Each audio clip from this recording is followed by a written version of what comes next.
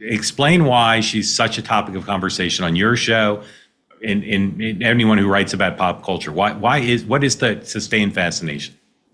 I think the sustained fascination is the difference between, there's multiple prongs here, Mark, but I'll try to thumbnail size Take your it. time. We could do the whole block on this because I want the mystery solved. Okay, because I want to convert you Yeah, to because please. you're missing a spectacle. Yeah, Okay, I understand. Please walk So me first through of it. all, I think everybody has encountered a version of a Meghan Markle, and the worst thing would be a Meghan Markle marrying into your family.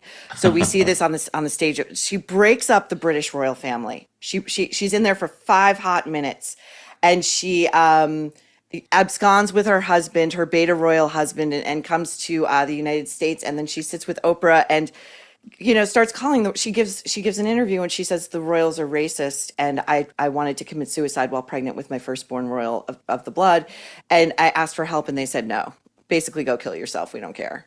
Then you have this sort of repeated attempts to become, by dint of merit, by dint of so-called talent, something to say, impart, or bring to us as an original piece of content yourself, through podcasts, belly flop, through Netflix specials, belly flop. Next Netflix specials, by the way, in which you're telling the average American, it's very Marie Antoinette in this moment, in this economy, in this global climate of major uncertainty, how to be a loving, warm hostess. Was she a good actress at all when she was an actress? Terrible. Terrible. I'm telling you, Mark, because I'm a better actress. Okay, I've only got 3 roles under my belt, one in outer space. Yeah. That said, I do not have my SAG card yet. I would say I can pull off a better acting job than one Meghan Markle. If she were a great actress, we'd all love her. We'd all love her. I want to put together for charity a thing where you and Meghan Markle do the same scene, but whoever's not doing the scene is in like one of those old soundproof booths, and see which of you could do a better job. What do you think? Mark, would Ready? it be scripted? Would it It'd be scripted. It would be like you'd be playing like Ophelia or like I don't know, Bridget Jones. I don't know, some character where you both would just have the same lines. So for a 1-to-1, because Yeah. I'm just gonna burst your bubble a little bit. I don't think Meghan Markle would participate in this. I said on the nerve, if Meghan Markle had a sense of humor after With Love Meghan with a Y, Yeah. which I think demolished her numbers over on Netflix, you would have had somebody reach out and say, you know what, you guys, could we do a version where I participate and we'll just make fun of it Yeah. all day long? That would have been a winning strategy. Maybe you didn't ask the right way. No, we shouldn't have to ask. I think she should come to She should us. just Like if reach she were out. smart, If she had- would come to yeah. us. But She for switches. sorry, go ahead. She switches PR firms more often than I switch my workout clothes. Well, Right. she had Ari Emanuel, one of the most powerful men in Hollywood ever, take her on in her darkest moment after Spotify dumped her, after Spotify exec Bill Simmons called Harry and Meghan effing grifters, after Lemonada dumped her. She was on the bubble at Netflix. Ari Emanuel took her on, and I believe he was like, I can fix this. I can turn this ship around. I'm going to turn, you're the Titanic. The iceberg is right here, but I'm going to save you. And he threw up his hands within 4 months. Yeah, she switches a lot. All right. I know 2025 has some to go, but just thinking about like the rest of this year, 2026, who's interesting to you in a positive way? What celebrities are you eager to see what's in store for them coming up? This is a really interesting question.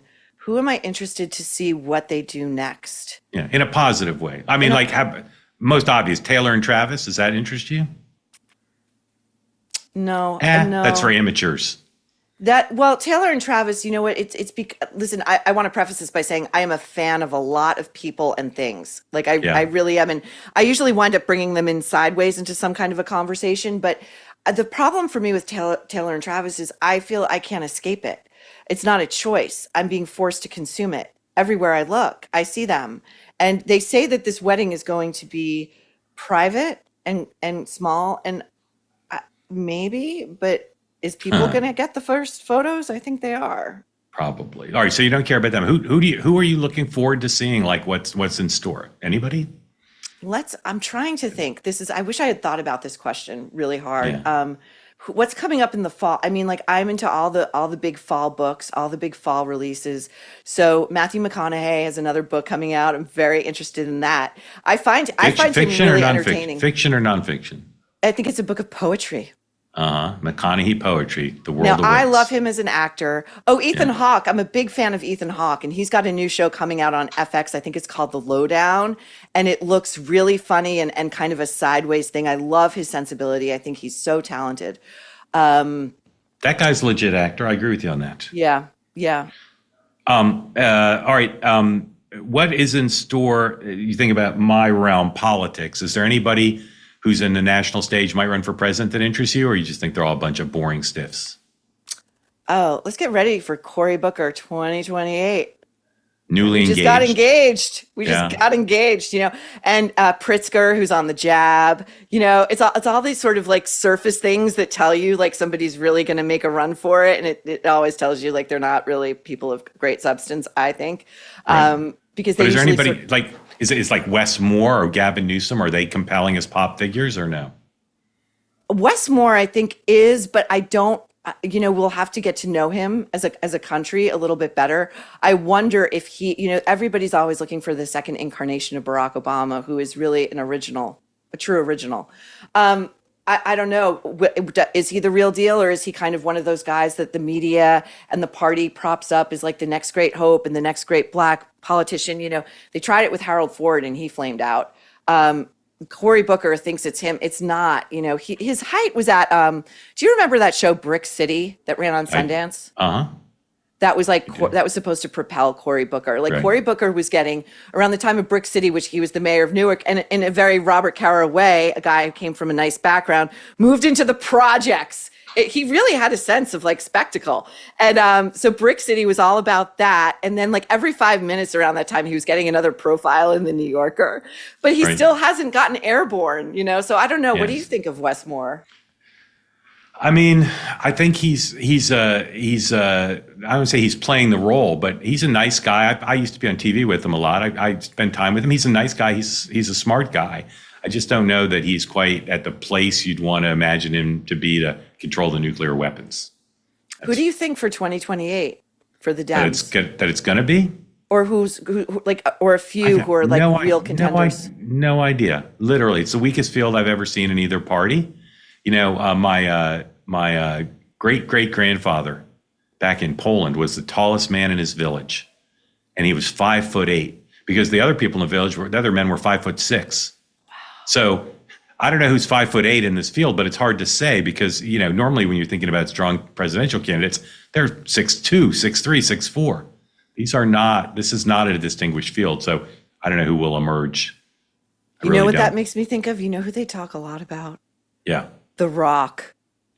not going to happen. When you said tallest man, I went right to The Exactly. Rock. Not going to happen. Trump has created this impression that like, oh, any celebrity can just walk in and win the nomination. I just think all Stephen A. Smith, The Rock. I don't see it. I just don't see it. I think it's harder than it looks. What are the two best stories you've ever covered as a journalist? Like, what were the ones where it's like just a thrill of a lifetime? You tell stories like your Broadway Danny Rose. Oh, wow. I mean, okay, so Ask Not really was the book of a lifetime. The book of Yeah. a lifetime. And then, I did this story and it was going to be what we call the Wood, the front page of the Post. Uh-huh.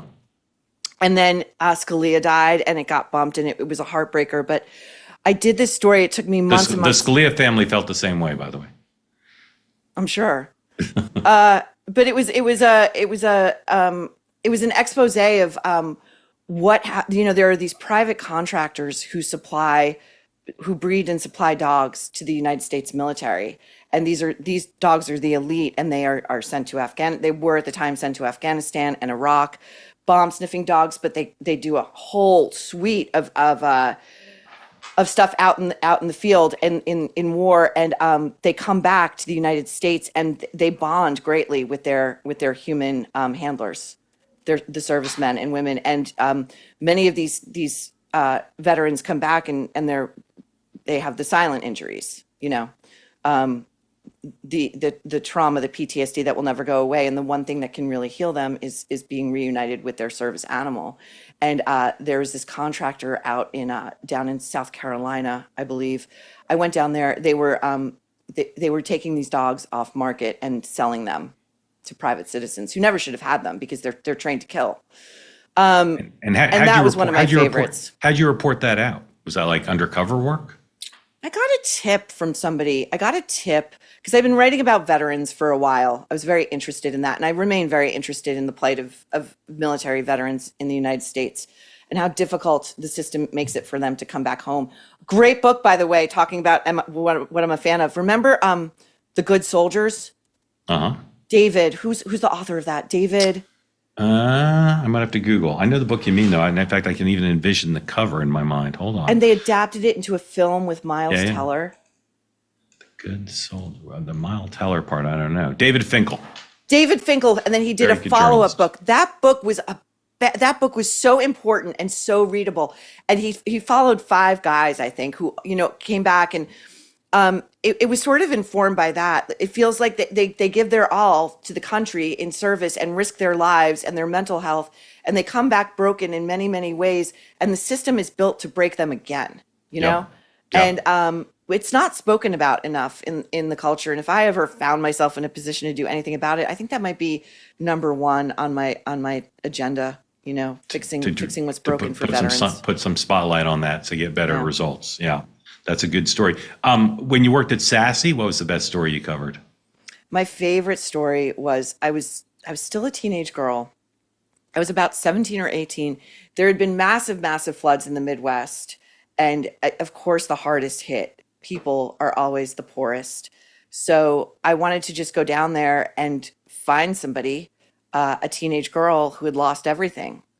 And my editor said, sure, go ahead. And I did it. And it was so rewarding, just not in the reporting of it and the being there and the experiencing it and these people opening their home and their hearts to me, what remained of their home, which was a trailer, but then writing it and realizing that I could do it. I could do it. I could tell a story that would matter in some way. How did you find the family you profiled? I think if I remember, I just made some calls. I just made some phone calls and found someone who was willing, took a photographer, went down there. And, I feel like antediluvian, not to, floods, but it was before the internet. It was before we all had a phone and could just go GPS ourselves. You got to have a paper map and like rent a car and drive somewhere and make, on roads that were unmarked or flooded out. But I really enjoyed it. I really loved it. Yeah. And if you had to write a magazine story now, like a 4,000 word magazine story about anything you wanted for, say, I don't know, Esquire. Does that exist, Esquire? Yeah, it still exists. Yeah. Yeah. What would your topic be? My dream. I'm paying you $80 a word.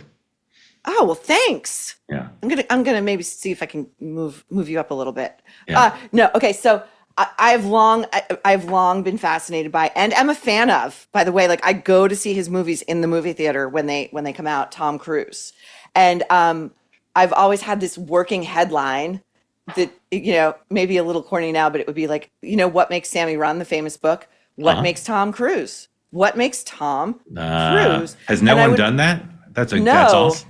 And I would want to do it in the spirit of the famous was it Gay Talese who wrote the piece? Frank Sinatra Has a Cold. Yeah. Where he never got real access to Frank as promised. So he had to do a write around by talking to the people closest to Frank in his circle. And he actually got closer to Frank Sinatra doing it that way than if he had unfettered access. Right. Brilliant. What makes Tom Cruise satisfies my number 1 rule for book titles and titles of magazine stories, which is must have double or triple entendre. Mark, are you working on a new book? I'm not working on a new book, which is a good segue to the thing I wanted to ask you about next. Like, books, as you know, are the hardest thing. They're harder than anything else in media. And it's just like there's too much other stuff, like doing this show and the two-way and the other stuff I'm doing. Like, I have literally 19, I have a physical list. I'm old-fashioned. 19 books I'd like to write. But I just can't imagine. Yeah, I just can't imagine breaking off to do them. Would you ever hire a co-writer and just sort of get your ideas out on the paper out period? I would under the right circumstances. But even then, my philosophy of books is 50% writing, 50% promoting, marketing, because it's silly to write a book if you can't sell it. And I'd have to do that myself. I'll tell you the easiest of the 19 to do, which I really want to do, and I'm confident it would be a huge seller. Since I started covering Trump 10 years ago, people are always saying to me, sometimes famous people, sometimes like a guy I meet on an airplane, I got a great Trump story for you. So it's like 50 Trump stories.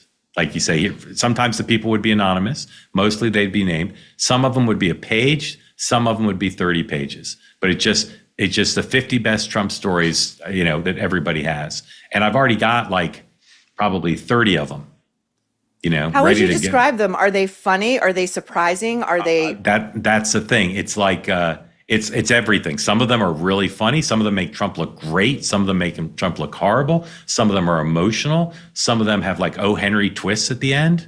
They're just great. Because Mark, you got to write this book. I want to read this book. I know. I really do. And like I said, of the 19 or so, it's the easiest one. But first of all, I got to get a book deal that makes it worth my while. And then I have to, you know what it's like. Books are they're like a thing. But and most of the stories I've just collected, ad hoc. Two of them are so newsy that I know the book would sell, because like I'd come on your show and break the news of one of the two stories, and I don't know, where would I break the other one? Maybe 60 Minutes. Like they're just. You got to give it to the Queen Mother. You got to give it to MK. Of course, she'd be offered first rights for all possibilities. But it's a great book if I can get it done. But I just don't know that I will. Attention, everyone listening who's 64 years or older. Got an important announcement to make. The Department of Justice recently sued 3 major Medicare brokers for claiming they were unbiased while allegedly pushing people into plans that got them the biggest kickbacks. Horrible.